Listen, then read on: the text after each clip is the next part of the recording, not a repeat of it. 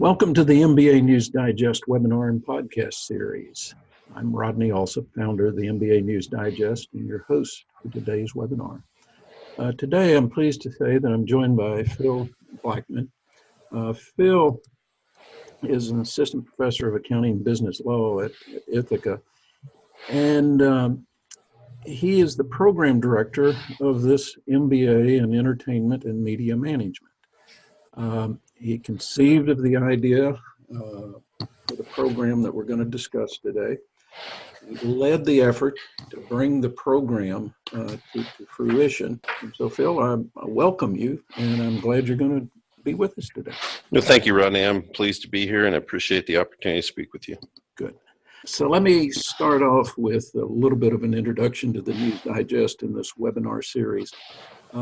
First, I created it so that we could drill down. One of the things that happens at professional meetings or in articles, it leaves the reader or the participant without an opportunity to really drill down on some things. And so I wanted to provide News Digest subscribers an opportunity to drill down, focus on what program managers from around the world are doing, and to take their programs to the next level. So some of the things that we talk about here will help you take your program to the next level. A little bit about the News Digest. Most of you know about the Digest. All of the participants today, I believe, are subscribers to the News Digest, and I appreciate you being a subscriber.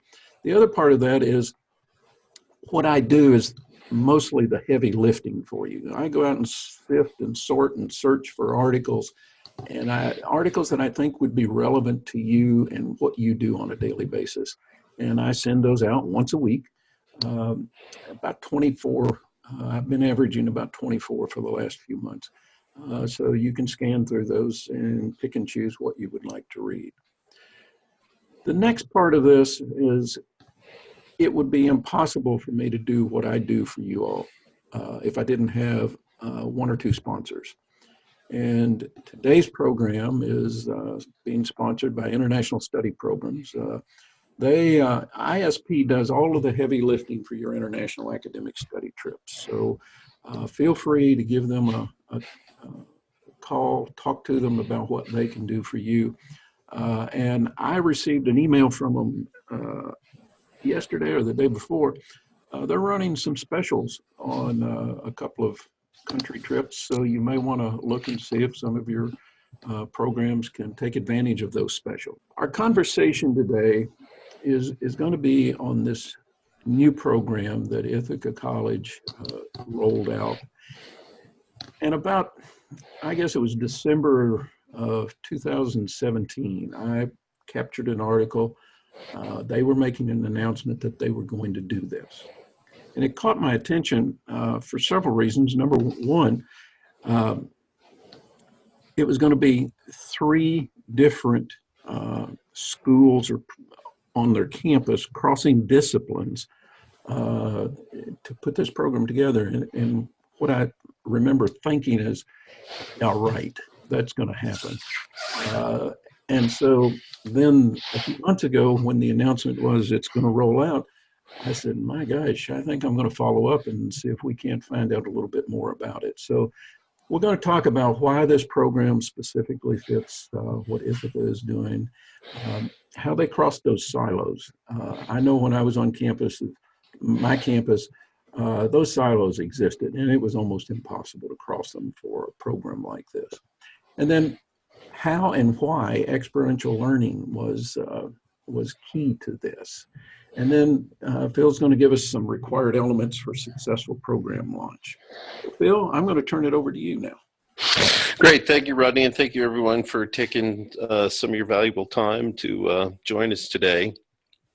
You know, real quick, I want to talk about that announcement in December 2017. We'd actually been working on the program for almost a year before we announced it, right? So we had this silent phase, for lack of a better phrase, exploring the opportunity. right? So before we told anybody anything, we wanted to make sure that we could pull it off. And then it took another year after we decided to go ahead and announce it and to follow up that we knew we were confident that we could make everything happen. So it took about 2 years, which is still very fast in the grand scheme of things, in particular higher ed, right? It's like, turning a battleship or turning an aircraft carrier is like getting anything done at higher ed. It's difficult and time consuming. But I was very lucky here for a lot of reasons that we'll go over. So how did this all start? Well, students asked, right? Students and alumni in our School of Music and our Park School of Communications, which has a fantastic TV and film major, as well as journalism and script writing and documentary filmmaking and cinematography and all of the kind of creative majors that one would expect from a School of Communications. Our alumni and our students in music and our Park School of Communications, so I'll refer to it as Park, they told us they knew how to make a film. They told us they knew how to write a script. They told us they knew how to record a record when they graduated, but they didn't know anything about the business of entertainment. They didn't know how to license intellectual property. They didn't know how to negotiate a contract. They didn't even know what should be in their contract. My attitude was, well, we have a School of Business on campus that can provide all that information. Why don't we work together to make this happen? So, through student surveys, through alumni surveys, through anecdotal conversations, and a lot of, legwork, we determined that this was something that our alumni would support because they needed it when they were students. So what did we do from there? So this infrastructure, right? It's one thing to say, hey, let's do an entertainment and media management MBA, but if you don't have all of the pieces in place, it becomes almost impossible, right? So what was this sunken cost that we already had in our infrastructure that made it possible? Well, one, School of Music, School of Communications, and our School of Business all have outstanding reputations. In particular, the School of Communications in Hollywood, New York, there's a vast network of professionals. The head of feature film finance at Netflix was a cinematography major at Ithaca College. We have a senior vice president of operations at CBS, general manager at Primary Way of Entertainment. We have all of these professionals in the industry that came from Park and came from music, and some came from business. So we had this industry infrastructure in place. In addition, we had the physical infrastructure on campus. So we have a world-class recording studio on campus. We have world-class TV and film production facilities. We have the best college radio station in the country. We have a dance studio. We have costume shops. We have all of these capital investments, all of this capital assets that we can use to help advance the experiential component of the program, which I'll talk about a little later. So it was clear that we had the people and the place to do this, but also the town of Ithaca is uniquely situated for this kind of program in that it's very artsy. There's a tremendous amount of support in the town for arts and culture initiatives, particularly for music initiatives. We have a great relationship with the State Theater here in town. It's, like any other community in the U.S. that has an old theater that's been turned into a concert venue. So we had great relationships with them. We have a regional music promoter who puts on music festivals and live concerts and who's very successful nationally. He just happens to be located in Ithaca and is a friend of ours.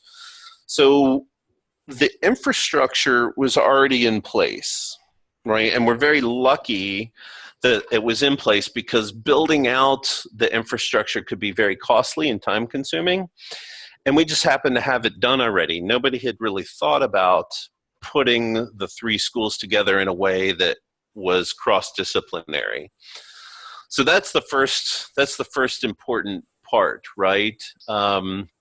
Is that the infrastructure is in place. Now, another key component for us was that the entertainment industry is not at all averse to having creative professionals transition from being a creative to being an executive, to being a business executive. So the industry itself welcomes this kind of opportunity. So a lot of these things had to fall into place and were already in place when we decided to move with the program. These boxes that got checked, well, interdisciplinary education. We're working together as one college as opposed to 5 or 3 different schools. We're engaging our alumni base. We're building opportunities for philanthropic support, whether it be scholarships or student travel, or building out the experiential program. There's lots of opportunities for us to engage our alumni. It helps us connect with the community we're in, the Ithaca community. Enables us to really give our students and alumni what they're asking for. So ultimately, the program itself checked a lot of boxes that suit our strategic plan, right? One college, integrated well in the community, engaging our alumni, working across the silos, and doing interdisciplinary education. So with that, obviously, came support from leadership, right? The president's office, the provost's office, the VP of Finance, the general counsel's office. Everybody got on board because it made sense for us. It made sense for the school. And on top of all that, speaking of making sense, is my background is really unique in that I spent over a decade in the recording industry as a music producer and a recording engineer in the mid-90s through kind of the mid-2000s. After Napster and illegal downloading changed the music industry, I went back to law school and pursued an academic career. But the leadership in the college here, particularly the deans and the provost and the president, saw me personally as someone who could bring value in other ways than I already was. So I teach within the tax curriculum. I teach our graduate accounting students. I was a tax lawyer after the music industry, but I still had this knowledge and these connections, right, from my previous career that made sense in this new context. So the leadership was smart enough, in my humble opinion, and visionary enough to say, hey, here's somebody who has skills that we can utilize. Let's not pigeonhole him or her or them in a way that a lot of schools will, right? Instead of just saying, well, you just teach tax, go teach tax. I went to them and said, hey, here's an opportunity. And they said, go for it, run with it. You can be the faculty champion. You need a faculty champion. You need someone whose background suits the opportunity. So, all right, so here's the fun part. How did we build interdisciplinary coalitions? Well, one, got lucky, right? The 3 deans in music, Park School of Communications, and business already had a great working relationship. When I came on board, my first faculty meeting, our dean here in the School of Business noted that the MBA program was underperforming and that we had to do something. So I, immediately thought, hey, here's this opportunity, because I'd been around Ithaca enough to know that this opportunity existed, but nobody was really taking advantage of it. So I was lucky in the sense that the deans already had a great relationship. In addition, our new president, new provost, new VP of Finance, new general counsel, and then all the subordinates in communications and institutional advancement, right? Everybody else thought it was a great idea, right? And wanted to get on board because it made sense. So the idea that people could get along and could work together was imperative to making this happen. So we were lucky that it was already there. Now, the idea has legs, right? This is something our new provost said to me the first time we met. She says, this idea has legs, right? And what she meant, at least I think what she meant was, this is just a good idea and it makes a lot of sense. So a good idea goes a long way, right? And I don't want to at all sound arrogant, but the idea was a good one. And a good idea has legs, and a good idea people can get behind, right?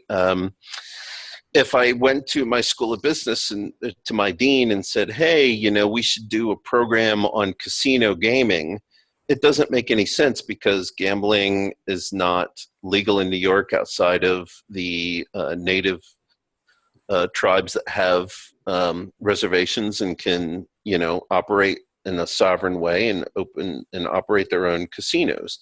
If I was at UNLV, working in casino gaming is something that's feasible, right? It makes sense. So the idea itself, whatever program idea that one conceives of, has to make sense for the institution. It has to be a good idea. Then the third component is just grip and grin. It's a lot of me going out and pitching the idea, talking to people, explaining the idea and this is the faculty champion. You need somebody on the faculty to own it. And what do I mean by own it? I mean, every single piece of the program has to come through my desk. Every single decision that gets made, whether it's communications, financial aid, website, right, curriculum. What do we do with the New York State Education Department? What do we do with grad council? What are we going to do with other faculty members, right? So every single piece of the program has to come, I touch in some level. And I needed to listen to all of these people and adapt as we went, right? So the initial program changed somewhat from what we originally conceived to what it is now, and in a much better way. As an example, one of my faculty colleagues who teaches our Global Perspectives course, highlighted, he said, most MBA programs have an international component. Is there any way that we can, take the students on a trip somewhere that has pedagogical value? So I thought about it for a couple nights and a couple days, and I thought, there are lots of international film festivals, so I started looking for a film festival that we could attend and found a couple that make a lot of sense and work with the calendar. We can work with our external partner, which I'm going to talk about in a minute, as to kind of what we can do from a practical standpoint at the festival. So we're going to work with our external partner and actually shop for content at this film festival. So something that we'd never even thought about doing until one of my colleagues brought it up is now an integral part of the program. So that's the grip and grin side of it. You need somebody who can go out, be a champion, talk to people, get them excited, whether it be other faculty, alumni, students, you need that person out there selling the idea and pitching the idea. Phil, let me interrupt. How formal was your approach? In other words, did you have to prepare documents, a business case that said, here's what I plan to do and here's how I'm going to do it? That's a great question. Great question. Yes, initially, that was exactly how I approached the deans in the first place. Even though I was close with a couple of them at that point, I'm close with all of them now. But I put together a white paper. I did the business case for the program and formally presented it. And not only did I present it to the deans, I presented it to the provosts. Who else? The provosts. No, I think I just went to the deans first. That's exactly what it was. We went to the 3 deans because I knew if I couldn't get the deans on board that nobody else was going to get on board, right? So I went to the deans first, did a formal presentation, and then from there, a lot of it was very informal in the sense that, we would have meetings, with provost. It wasn't like there was anything else from me formal. any other formal kind of pitch from me outside that initial white paper. What we used that white paper when we introduced the idea to the various departments on campus. So as soon as we went to institutional advancement, we gave them the white paper. As soon as we went to communications, we gave them the white paper. As soon as we went to the provost's office, we gave them the white paper. So there was a formal presentation, but once that formal presentation was presented, once that formal presentation was delivered, then it became very informal with lots of emails and lots of conversation and lots of text messages and lots of meetings with me, just explaining everything to everybody. Well, let's take a look at the experiential learning component here, if you don't mind. Yeah, sure. So this is really important. When we started putting the program together, we pulled in a lot of industry executives. We had the president from RCA Records. My gosh, we had independent filmmakers. We had VP of Business and Legal from ABC. There's just a whole slew of people that I knew from law school or that I knew from my previous career in the music industry, and other alumni and current parents even have students here now. And again, speaking of getting lucky, this is one of the things that the current president of RCA Records, or co-president of RCA Records, his son just graduated this past May. So I've known him for 3 years because his son just happened to go here, right? And we had mutual friends from my time in the industry, but that's the kind of stuff. Sometimes you just got to get lucky. And Joe was very kind to us and giving a lot of his time and effort and insight into developing the program. But so what we learned from the advisory board was that they need skills. They want the people who hit the ground, early career professionals, to have real skills, not just theory and knowledge.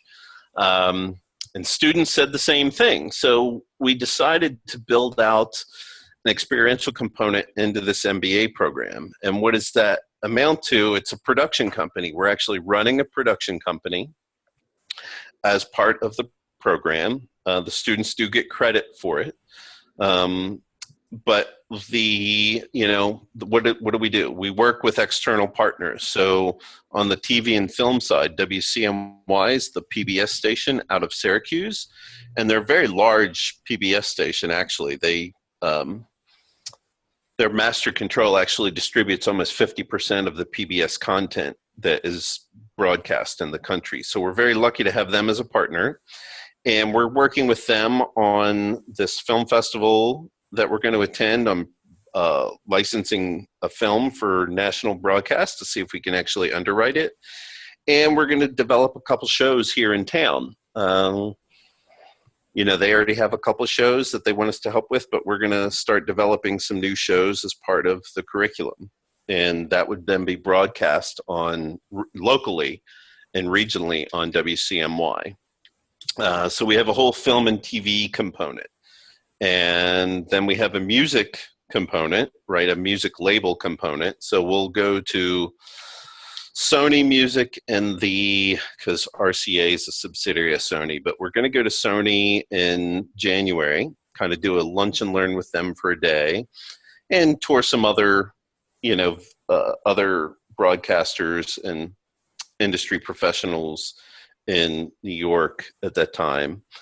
And we're going to release a single. So we're going to sign an artist to a single, do a B-side, and the students will see the contracts, the record contracts. They'll see what a publishing deal looks like, right? Everything that happens when a label releases a single or a song for an artist, the students are going to do. We'll do all the marketing, all the promotion, we'll do all the distribution, all of that stuff. Let me interrupt just one more time. I'll try not to interrupt too much. Let's talk about the students for just a second. Sure. They're building a portfolio, a digital portfolio for themselves at this time, aren't they? What do you mean? Well, basically, they're able to take what they're doing and document it as a part of a resume or a portfolio of skills. Absolutely. And that was the whole point all along, was that our industry professionals who are advising us said, hey, they need skills. So we're giving them the opportunity to gain those skills. And then in the interviews, right, when they're, as they're working, to find a position when they graduate, they can say, yeah, we did this. I, oversaw the marketing campaign for such and such artist, right? So that's the idea, is that we give them practical skills. So yeah, they absolutely will have a portfolio that they can provide. And then the other two components, so we have the film and TV, music label, we have a music publishing division where we're going to actually build a cue library for independent filmmakers and student filmmakers and ad agencies, where we have 6-second music cues, 15-second music cues, 30-second music cues. So we'll use our composition faculty from the School of Music. We'll use our composition students. We'll use some of our musicians, right? Some of the music students to actually perform the symphonic works. There's a great local electronic music community. So we're going to build a little sci-fi music library. So, from the student perspective, they get film, TV, music publishing, and then we're going to work with our local promoter, DSP Shows, on doing live events. And he does a summer music festival in Cooperstown, and here in a fall music festival here in Ithaca. So we're going to be actively working on the live music side as well. So key component to the whole program is the students are running a production company, and there are multiple divisions within that production company. All right. One more question about all of this media-related stuff, promotions and so forth. Are you able to turn that internally and create all of the marketing promotion materials for this program? Yeah. Oh, for the marketing for the program? Yes. We're actually using our communications team. Like, the program itself is being marketed as if it were any other graduate program from the college. So our students are focusing solely on the work that they're doing. So if we're marketing our artist, they're working on that. If we're marketing the program, the college's communications team and marketing team is working on that. Okay, so have you considered, was it a conscious decision to not use this skill set and capabilities to self-promote the program? Yeah, and it wasn't really a conscious decision, other than I don't think it's really the best use of their time, right? I mean, selling an MBA program is different than selling a TV show on Netflix, right? The concepts are the same, but I wanted to give the students something that they felt like they could own, that was theirs, that was industry specific, something that they could talk about in an interview. Okay. Mark just posted a question that I think is a very important question. What is your capacity here? In other words, how many students can you handle? That's a great question. So from the very beginning, right, and there will be pushback from senior leadership saying, hey, we want 40 students. And when I was looking at competitive programs, so NYU being one of them, they have, a number of students who enroll in the MBA with a specialty in entertainment and media. And they go to a film festival, but they don't take all of their students on the trip. And I didn't want that. I wanted all of our students to be involved in every component. So what we decided to do very consciously was to cap the program at 15 to 20 students. If we get more than 20, it becomes impractical for a number of reasons. One, it's hard to travel, right? Because we're doing a lot of travel. We're going to an international film festival. We're going to go to New York. We're going to go to South by Southwest in Austin, and we're going to go to LA in the summer at the end of the program.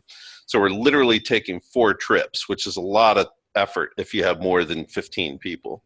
It's a lot of effort with 15 people, trust me. But on the practical side, on the experiential side, if I have more than 15 or 20 people, they're just not going to get the skills I want them to get. They're not going to have as much of an opportunity to work in the way I want them to work. And then another important part of the capacity, right, is the intellectual capacity and the skill capacity of the cohort. So what I did, or what we were able to do, fortunately, was to recruit students and build a cohort with students whose skills complement each other.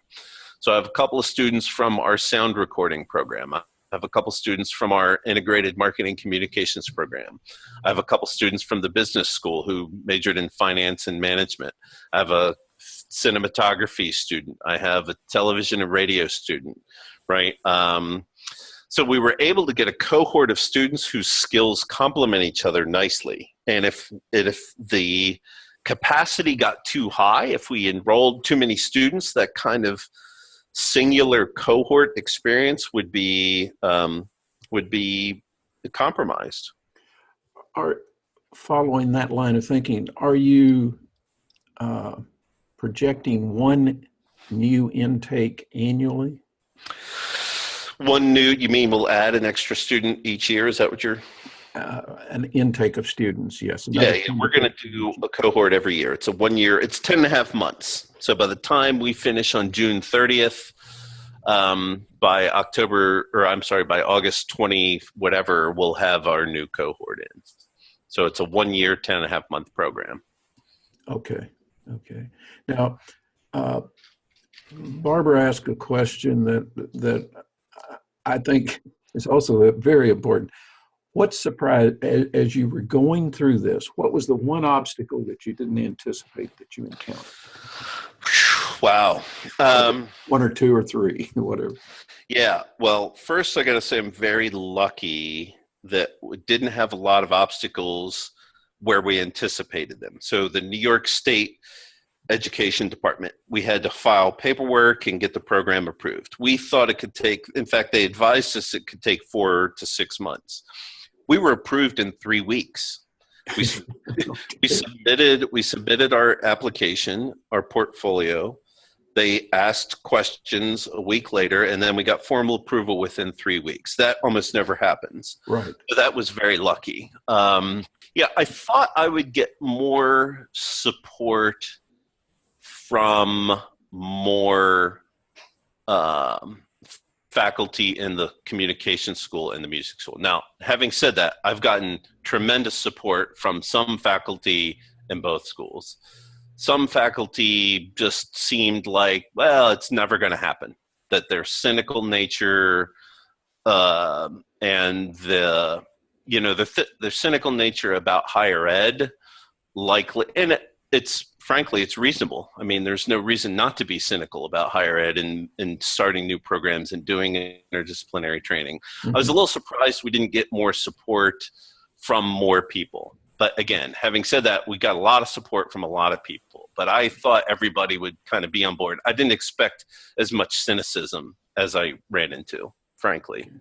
But that doesn't mean that it hasn't dissipated since, right?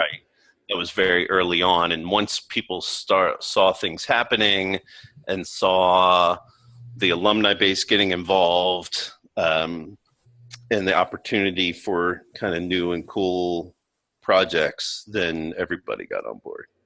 Okay, this back up to April for a second. I believe that was when the article came out, or the press release and everything. What else happened during that period that you were able to leverage? Wow, great question. So the press release was tremendous. So first, that was another barrier. I was getting, I had to do a lot of work. Let's put it that way. If you're going to do this, you need to have a faculty member who's willing to do work that he or she or they are not going to get paid for. Okay. That was the amount of work and time and effort that I put in is tremendous. Now, having said that, it's all worth it because I love what I do and it doesn't feel like work, but it's, if I were to demand payment for every little bit of work I did, I'd still be waiting. Mm-hmm. But at the time when we did the press release, and the reason I brought that up is because I had to help craft the press release. I had to help draft the content for the webpage. I had to, help draft the admissions letters, right, and all this stuff. So at the time when the press release came out, we had to do a couple different versions just to get it right, in my opinion. But when it came out, what happened was people started coming out of the woodwork. Right. So either through social media, LinkedIn, Facebook, right? However they learned about it, people that we hadn't talked to in years or didn't even know about started communicating with us. So as an example, that first day, the second day, I'm sorry. So the press release came out, and day one, we got an email from a senior vice president at CBS who had graduated in 1981, was very excited and wants to help. The head of feature film finance at Netflix emailed us the second day after the press release came out. So it was this, what it did was communicated to our alumni base in a way that I wasn't able to, and my deans weren't able to personally. So I worked closely with the Dean of Communications, because even though I'm in the business school, because a lot of the alumni who are interested in this program went to the Park School of Communications, right? So she and I had been calling a lot of people, visiting a lot of people, and talking up the program. But when we did the press release, all of a sudden people started coming out of the woodwork, which was something we didn't necessarily expect. And it was a nice bonus. Okay. Yeah. Robert mentioned in one of his comments or questions here about you had an inaugural music and sound for picture conference. Yes. How were you able to leverage that conference? Great question. Again, we have professionals and kind of the music production side who, mix films and mix audio for films. And we have people who make films, and we have music supervisors, and we have business professionals, we have managers, we have executives. So we have all these people that all relate to music and sound for picture. Music and sound for picture can be sound effects design, it can be composing music, all talk about music and sound for picture. And that's what we did, and we had hundreds of people show up, over 100 people show up for the event. It was an all-day event. We used it to promote the MBA program. It kind of correlated because that was in early April, and it kind of all kind of came together, and it helped us establish ourselves, even though we already were, because of the network in the entertainment industry. It really established the college as, hey, this is a place that takes entertainment and media management really seriously and does a good job with it. So that was how we used that. And now we're going to do it. We're not going to do it this coming year, but we're going to move it to the fall starting in 2020, and then do the conference every year. Okay. Mm-hmm. Now, I knew this question would come up the minute we talked about capacity of 15 to 20 students. The question is, Maureen would like to know, how are you able to break even? Yeah, well, by getting that, that's a good question. So we already offered an MBA program, right? We had a traditional vanilla, 1-year MBA residential program. So we had a sunken cost already in the faculty, right? The load was already absorbed, as it were. And what we found, the reason it wasn't really performing well is, as all of you I'm sure know, there are lots of MBA programs around the country that are a year long and are the traditional vanilla MBA. It's not really in demand anymore. But we were absorbing this huge cost because we made the program available to our full-time employees. So ultimately, what we were doing was enrolling a lot of full-time employees part-time in the program for free because they got tuition remission, right? And it was incredibly costly in the end because, very few people were actually paying to attend our MBA, right? So the cost, right, of the new program is relatively the same, right? What's different is that we are traveling. Right, so we're traveling to an international film festival in New York, Austin for South by Southwest, and we're going to go to LA for a kind of networking week. We raised the price. We went from, I think, $36,000 or $34,000 a year to over $50,000 a year. Right, so right out of the gate, we made the per credit cost much higher, but we also include all the travel and the tuition. So students from low SES backgrounds who need to borrow money don't need additional fee or additional revenue or additional money to pay for the travel. We get to somewhere, I mean, I guess it depends on how you count, right? So, but what we did is just take the part of each faculty load that teaches in the MBA, right? So, part of my load, for example, is allocated to our accounting, master's in accounting program, right? The students who sit for their extra 30 credits to get to the 150 hours. Part of my load is allocated to the MBA program. It's the same way with my faculty colleagues. But other than that, there's not a whole lot of costs, right? So to break even, we need, 8 to 10 students. Could we enroll 20 if we lowered our admission standards and really made a massive push? And, sure, we could increase capacity and make a lot of money, but our goal is to really build a program that everybody can be proud of, that our alumni base in Hollywood, our alumni base in New York can send their kids, tell their friends' kids to come, that they're proud of it. And then what we're going to do, at least, what we've done so far and what our goal is to really engage them in a way that makes them proud of the school and wants help that they support the program. So we're not going to lose any money, enrolling 10 students. We're not making it available to our employees, right? That's something else that we did. It's no longer a benefit that we offer. But if we get to 15, we're fine. I'll just put it that way. That there's no, could we enroll 20 and make more money? Sure.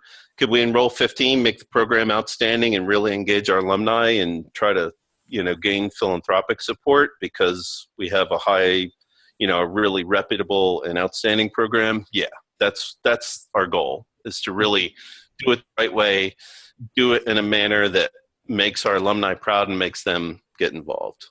So the communications and music people, they don't see this as a cash cow. No, we don't. This is not. Now, having said that, I've had some people say, why don't you enroll 25 and just not take everybody on the trip, right? So we're making a conscious decision that everybody gets the same treatment and everybody is going to be, doing the same projects. So, 15 will be fine. I mean, we're not going to generate $4 million a year from the program, but we're certainly not going to lose money. And you got to realize where we're coming from too. We were losing money. Now we're going to make what we were losing, and right, it's working. It works for us. It works the way we've structured it. It's not designed to generate $5 million a year. That's just not going to happen. All right. Let's jump on what you saw or now see as a requirement for making this a okay, so first you need a faculty champion. You need somebody on the faculty to own the idea, to do a lot of the work. I mean, like I said, I helped with our application for the New York State Education Department. I helped develop the curriculum. I did the white paper. I helped with writing the website. I helped with, the institutional advancement component, engaging alumni. I've helped with the admissions. I've read everybody's letter of recommendation. I've read everybody's application, right? I set up the partnerships with our external partners. I drafted the MOUs with our external partners, right? Because I'm an attorney and our general counsel's office was cool enough to say, hey, why don't you do it? We'll look at it, right? So it took a big team of people, right, to make all this happen, from the associate provost, the assistant provost, the provost, the chief financial, the VP of finance, right? It took everybody to make this thing happen, and especially the deans. But ultimately, it took a faculty champion. You need somebody to own a program like this, right? What else? Has to be a good fit for the institution, right? The irony of this whole thing is, a number of years ago, I really came up with this idea when I was interviewing at Oberlin, and it was an entrepreneurship role or something like that. I can't really remember, but Oberlin is well situated to do something like this, but they're not nearly as well situated to do exactly what we're doing, right? Ithaca has a great communication school with a vast professional network in the entertainment and media industry. Just having Bob Iger as the CEO of Disney and being an Ithaca College grad gives us a kind of an awareness or a credibility in the industry, right? And Bob's only one of many, right? There are lots of executives in the entertainment, TV and film industry, as well as the music industry, who went to Ithaca College, right? So it's a good fit for us. We have the sunken cost in our infrastructure, the recording studios, the TV and film equipment. We have a community that supports us, the State Theater downtown. We have a local, a promoter locally who does national acts and who can put on a real concert. So it has to be a good fit for the institution. Again, it goes back to doing casino gaming at the University of Maryland. I don't know. Doing casino gaming at UNLV makes a lot more sense, right? What else? There has to be demand. So we hired an outside consultant to do kind of a student demand survey, and the students love the idea, right? So that helped, right? Our alumni was like, wow, this is a great idea. How can I help? So there was demand from students and alumni. And it's sexy, right? It's a kind of a cool, sexy project. It's something everybody can get behind. From there, I absolutely had to have buy-in from leadership. If I didn't have the deans on board, if I didn't have the provost on board, if I didn't have the president on board, if I didn't have our VP of institutional advancement on board, if I didn't have the general counsel, if I didn't have finance, right? I had to get all of these people on board because they're the ones who, ultimately are responsible for the strategic direction of the institution. And, and faculty are too, don't get me wrong. I take our kind of shared governance responsibility very seriously. But the reality is we need to work together, right? So there had to be buy-in from leadership, had to get buy-in from my faculty, which is probably the most important component. And I can't say enough good things about my business school faculty colleagues, because you got to realize many of them have had to adapt their courses. For instance, the Global Perspectives course, right? I have a full professor who teaches that class. He's been very active over the last year and a half on learning as much as he possibly can about the entertainment industry. He's meeting with our alumni. He's talking to our alumni. He's actually doing much more than he would have to normally to prepare for his course. But he's willing to do it because he knows it's good for the school and it's good for our students, right? All of our faculty are adapting their MBA courses to have case studies that are entertainment and media related.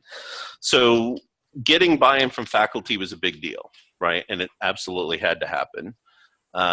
Patience, obviously it took 2 years. It seemed like it happened really quickly, but it still takes a long time. Here's my other one. Willingness to disrupt the administrative grind. Okay.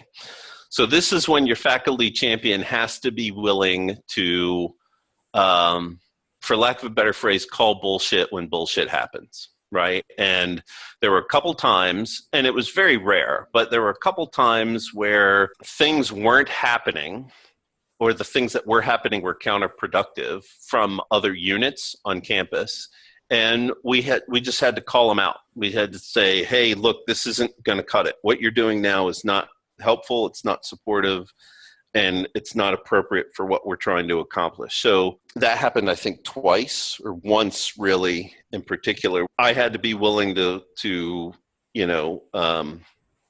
upset the apple cart to get something to happen. And as soon as I did, I had a bunch of VPs supporting me, because what was going on below them was unacceptable in their opinion. Sometimes you just have to be willing to get people to do their jobs and to get them to do their jobs well. And that can be hard sometimes. Now, having said that, you got to realize 98% of the time, 98% of the people that I worked with on this were tremendous and very helpful and did a great job. But at some point, somebody's going to want to phone it in, and you got to be able to call them on it. And then the last thing is there has to be a sincere interest in serving the mission of the institution. If I cared about just getting paid for every minute of work that I put into this, then I wouldn't do it. You need a faculty champion who's willing to sacrifice, and because it's good for the school, it's good for our students, right? So that's the general gist. I'm happy to talk as long as you like and to take more questions. So Uh, I think I would like to add two things to this list. As I was listening to you talk through this whole session, the first is establish relationships on campus before you need them. yeah. I think we wait until the last minute to try to establish a relationship, and then it just doesn't work out well. And then the second thing that I would add to your list is create a business case first. Understand what you're trying to do and be able to communicate it to everyone that you're going to pitch it to. Yep, I totally agree. On the building relationships, that's just good practice no matter what you're doing, right? Right. Fortunately, Ithaca is small enough that I was able to do that. I hadn't met the dean from the Park School of Communications until I presented the white paper to her. And she loved the idea. And now we're best friends. I mean, we hang out. I go to her house for dinner. In fact, Diane jokes that she hangs out with me more than she hangs out with any of her faculty, right? So part of the success comes from people being willing to put their egos to the side, right? So this isn't all about making the School of Business great. This isn't all about making our Park School of Communications great or the School of Music great. It's about making Ithaca College great.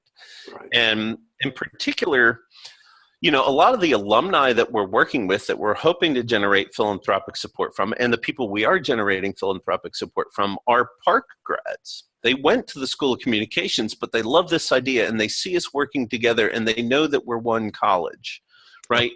That takes a lot of, that just takes people who care about the school and the mission, not about themselves or their individual needs. Right.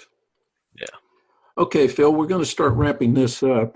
We're about to run out of time. So any of you that have questions, here's Phil's email. You can send him an email and he'll respond to you. My next webinar will be in August or September. I kind of taking a summer break here. I was on the phone yesterday with the CEO from Signal Vine. We're going to do a webinar in either August or September on nudge technology and how their platform works. I'm still on this thing of the EdTech community is growing like crazy, and a lot of the professional meetings that you all go to, they're not inviting these types of vendors to attend or participate in the meeting. And I just think it's important to see what potential partners are available out there. So we'll be working with Signalvine and Nudge Technology during August or September. And then my final notes, first of all, thank you all for attending. Special thanks here. Phil, this was wonderful. You helped me understand how those silos can be torn down. All of you will receive an email, or you can just take your phone on this QR code and it'll take you directly to the survey and give me some feedback. We really want the feedback. You'll also get the email. It's a reminder that you're going to get the YouTube recording, which will include the slides. I'll send that out. It'll probably be early next week when that comes out. Otherwise, I want you to have a great day. And as always, you can email me at rgalsop@mbanewsdigest.com.